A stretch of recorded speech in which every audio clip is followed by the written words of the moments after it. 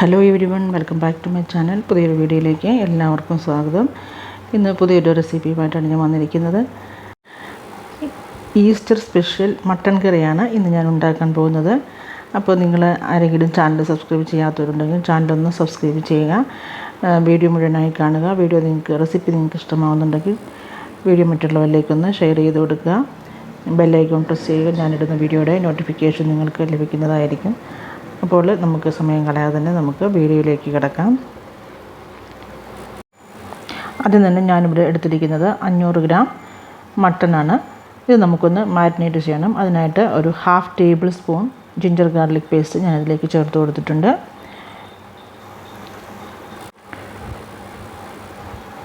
ഒരു 2 സവോള നമ്മൾ മിക്സിയിലിട്ട് അരച്ച് പേസ്റ്റ് ആക്കിയതാണ് ഞാനിവിടെ എടുത്തിരിക്കുന്നത്. അത് നമുക്ക് ചേർത്ത് കൊടുക്കാം.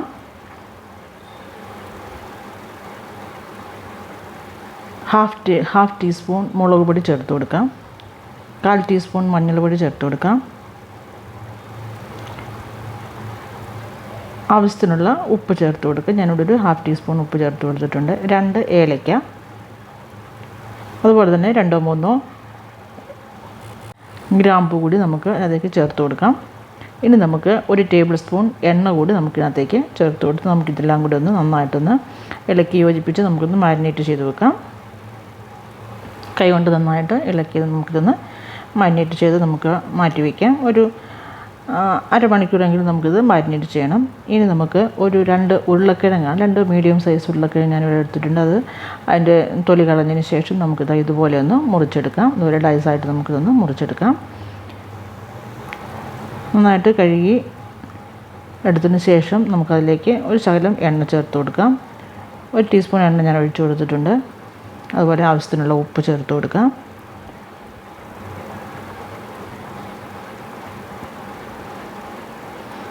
കാൽ ടീസ്പൂൺ മഞ്ഞൾപ്പൊടി, 1/4 ടീസ്പൂൺ വേണ്ട, ഒരു 2 നുള്ള് മഞ്ഞൾപ്പൊടി ചേർത്ത് കൊടുക്കാം. അതുപോലെ തന്നെ ഒരു ശകലം മുളക് പൊടിയൂടെ ചേർത്ത് കൊടുത്ത് നമുക്കിതുകൂടെ ഒന്ന് മാരിനേറ്റ് ചെയ്ത് മാറ്റി വയ്ക്കാം. നന്നായിട്ട് ഇളക്കി യോജിപ്പിച്ച് നമുക്ക് ഇതും കൊണ്ട് നമുക്കൊന്ന് മാരിനേറ്റ് ചെയ്യാം. ഇനി നമുക്ക് ഇത് നമ്മുടെ മട്ടൺ കറി ഉണ്ടാക്കാൻ തുടങ്ങാം. ഞാൻ ഇതിനായിട്ട് കുക്കറാണ് അടുപ്പത്ത് വെച്ചിരിക്കുന്നത്. കുക്കർ ചൂടായി വന്നപ്പോഴേക്കും നമുക്കതിലേക്ക് എണ്ണ ഒഴിച്ചു കൊടുക്കാം. ആവശ്യത്തിനുള്ള എണ്ണ ഒഴിച്ചു കൊടുക്കാം. ഞാനൊരു 2 ടേബിൾ സ്പൂൺ എണ്ണ ഒഴിച്ചു കൊടുത്തിട്ടുണ്ട്. എണ്ണ ചൂടാകുമ്പോഴേക്കും നമുക്കതിലേക്ക് ഒരു 2 വറ്റൽമുളക് ചേർത്ത് കൊടുക്കാം. അതുപോലെ തന്നെ വഴുതനയില ഇട്ട് കൊടുക്കാം. ഒരു ചെറിയ കഷ്ണം കറുവപ്പട്ട ചേർത്ത് കൊടുക്കാം. ഒരു 1/2 ഇഞ്ചോളം കറുവപ്പട്ട നമുക്ക് ചേർത്ത് കൊടുക്കാം. ഇനി അതിലേക്ക് വെളുത്തുള്ളി, ഇഞ്ചിയും പച്ചമുളകും കൂടി നമുക്ക് ചതച്ചത് ചേർത്ത് കൊടുക്കാം.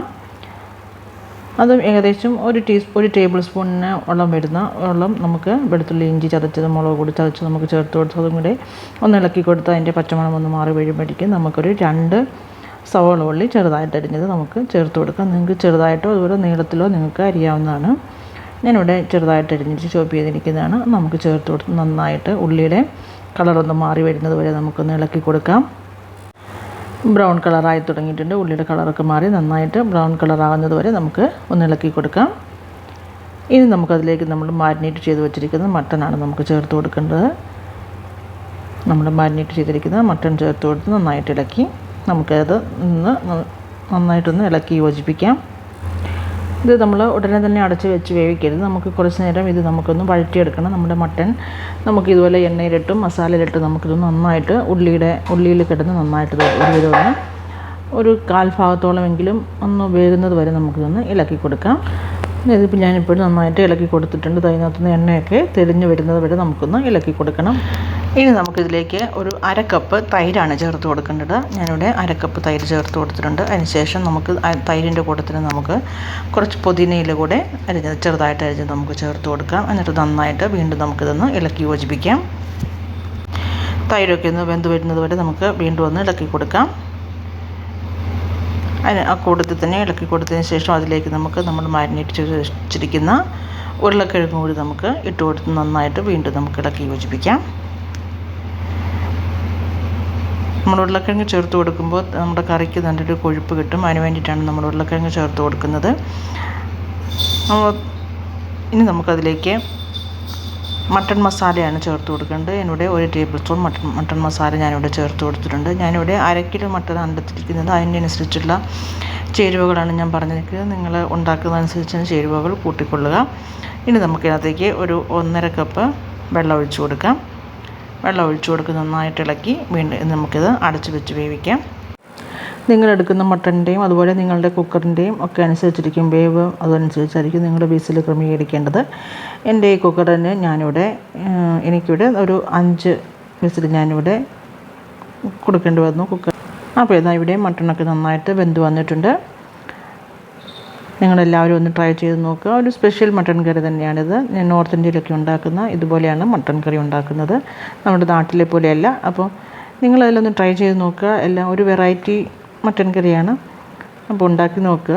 വീഡിയോ ഇഷ്ടപ്പെട്ടിട്ടുണ്ടെങ്കിൽ മറ്റുള്ളവരിലേക്കൊന്ന് ഷെയർ ചെയ്ത് കൊടുക്കുക. അവസാനമായി നമുക്ക് അല്പം മല്ലിയില കൂടി തൂക്കിക്കൊടുത്ത് അല്പസമയം കൂടി ഒന്ന് അടച്ചു വയ്ക്കാം. ആ മല്ലിയിലയുടെ ഫ്ലേവറൊക്കെ കറിയിലേക്ക് ഇറങ്ങും. എന്നിട്ട് നമുക്ക് ചൂടോടുകൂടി തന്നെ നമുക്ക് സെർവ് ചെയ്യാവുന്നതാണ്.